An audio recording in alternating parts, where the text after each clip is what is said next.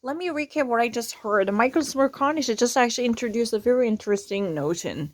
If you ever actually watch, any residents from New York, the state of New York, I mean, they would actually post the Instagram video while they were actually completing the voting forms. This is a new way of casting a vote in the Corona era, but they would normally blur the completed form after they actually fill out this, ballot, so-called. Whoopi Goldberg truly posted and uploaded her video with this blurry airbrush. Why? Because you could actually face, charges up to 30 days behind bar, and with the penalties if you don't actually serve the time.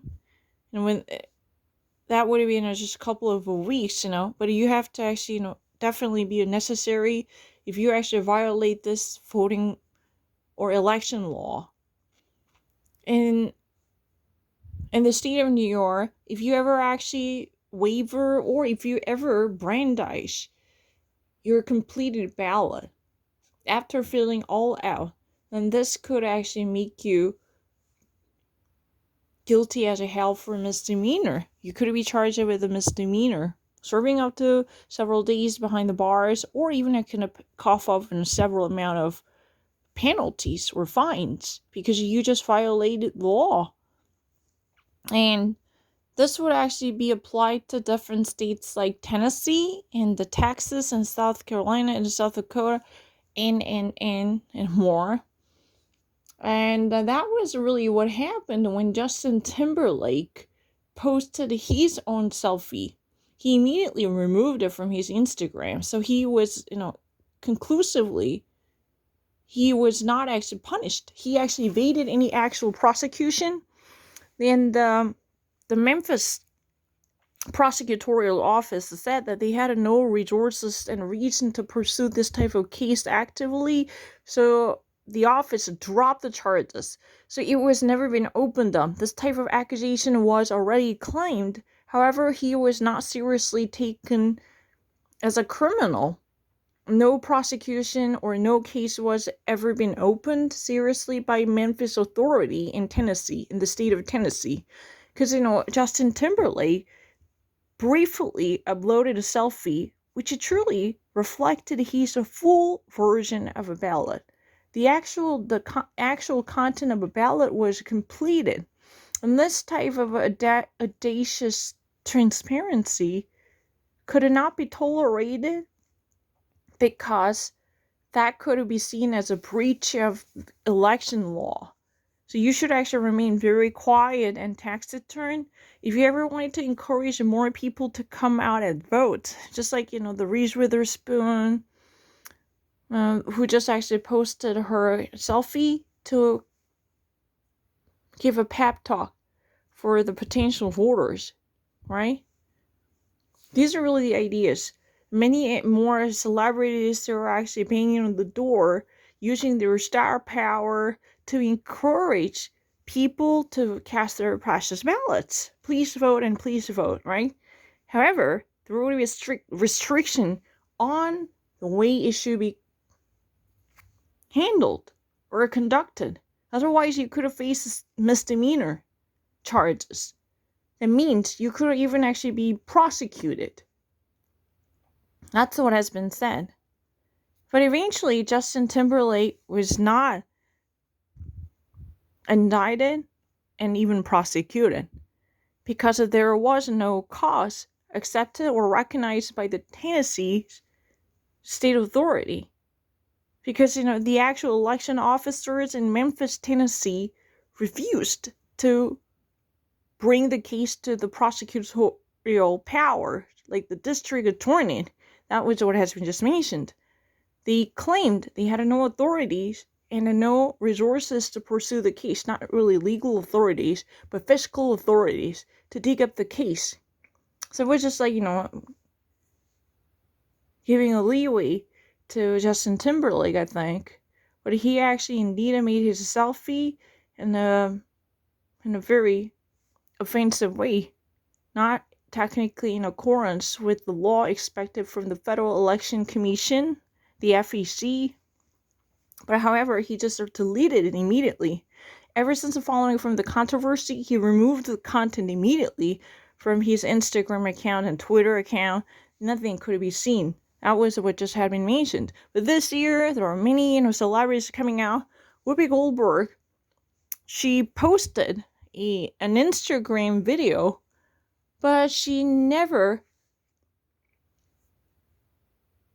failed to observe the law that had been defined. She blurred, obfuscated the very content materials of the ballot. That means if you ever actually watch the video uploaded by her, authored by her, the actual content material was somehow airbrushed. So you can never actually see, what type of a candidate she chose or she opted for, even though she always made it very clear. You can never actually look straight into the ballot content, which is supposed to be confidential and classified. If you ever actually open up this classified material that was supposed to be privy to you on the ballot to other people, then you could even actually face the serious charges, including misdemeanor. Misdemeanor is not really a felony, obviously. Misdemeanor means you would actually serve a couple of weeks in the prison or months, or you can actually, fork out certain sum of money, less than $50,000. That's what has been actually written. But, each state has a different constitution. I don't know, so. But the problem is in New York, you should be very mindful. If you ever wanted to encourage more people to come out, you need to film what you were doing. And technically, the election commission is worried about the increased number of election law violations in the form of selfies, because it would be much easier for you to film yourself while voting when you're actually, sending out a mail-in ballot. When you're casting your mail-in ballots, things are much easier for you to take a picture or even selfie yourself or do whatever things that might actually suit your interests, right?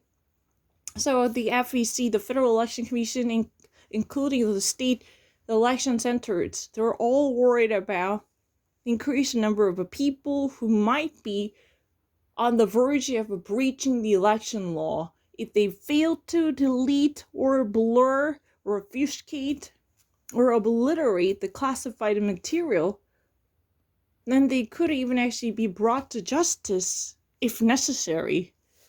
So that's really the concern. But is it really that necessary? Instead of actually, holding on to this type of rigid and antiquated law, there should be a better understanding how to streamline the election policy. That was what he was about to say, but this video was stopped, so I could not actually watch the entirety. Tell the truth, here's the map, and there were new guidelines that were actually being sent out, but there had been a certain recognition for better managing and controlling and overviewing the election procedures. But however, this is really the case for many of the states that I already enlisted. I had already itemized and enumerated the states like New York and Texas and Tennessee and South Carolina, so forth and so on. You should always make sure that there would be no leakage of the content materials you just completed. If you ever actually filled out that form, which is normally called the mail-in ballots, right? Because you need to actually send these forms back to the local election station or polling booth, because you can't be there on the election day, the November 3rd, right? You're actually voting ahead of time. There was a significant difference between the absentee ballots and the mail-in ballots. Absentee ballots are for people who can never actually come to the spot because they're living outside as expatriates, or they're celebrities who could never actually wanted to be surrounded by people. But in these days, people are actually many people were indeed signing up for mail-in ballots to exercise their voting rights ahead of time. But there is one series of procedure you need to obey. The actual signature you actually put down while filling out the registration form should be exactly compatible and matching with the actual signature on your ballot envelope. When you actually send the ballot, you're going to put this form inside the envelope, but the outer side of the envelope should contain the signature that is 100% affirmative with the one you already actually put down when you were filing for the early registration mail-in vote. That's what it should be done. And there are numerous issues you need to be concerned about. Each state has a different law. The election commission is more likely to be overviewed by the state's own jurisprudence, and the state's constitution exerts the greatest power to overhaul the election procedures, unless there would be such a gravely conflicting issues that might hinder the proper delivery of elections according to the perspective of the FEC, the Federal Election Commission. That's what it is about. I don't really need to think twice about it.